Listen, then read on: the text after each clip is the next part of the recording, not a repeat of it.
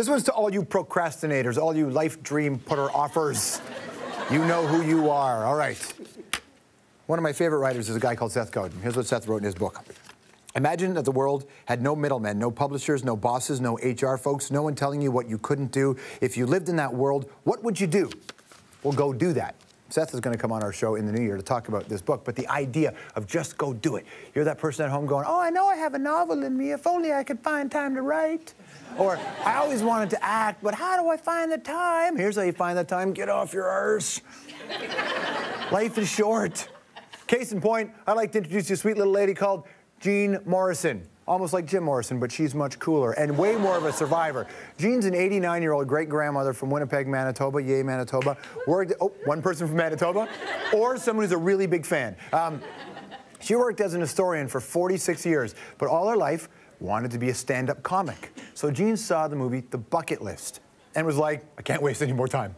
Gotta live my dream. So what's Jean doing? She's competing in the finals of the Winnipeg's Gone Wacky Comedy Contest, which is fantastic, right? 89, she's beating the young folks at their own game. Perhaps John McCain still has a shot. Not only that, Jean has her own fan club now. I have it on good authority that Don Cherry, Rex Murphy, and Lloyd Robertson are all having a duel for her attention, if you know what I'm saying.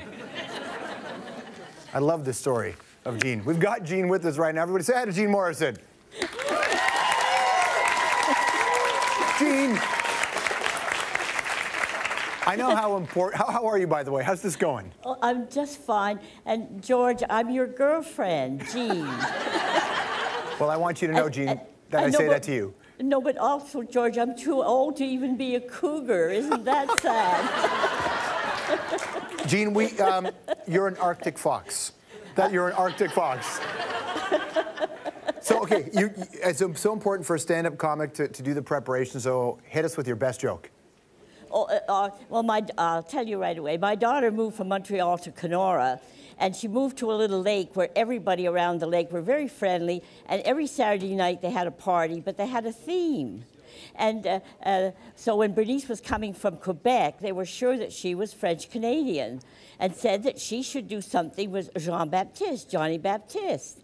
And so she phoned home to my husband and myself and said, would you send out flags or blue and white affair and for 20 people?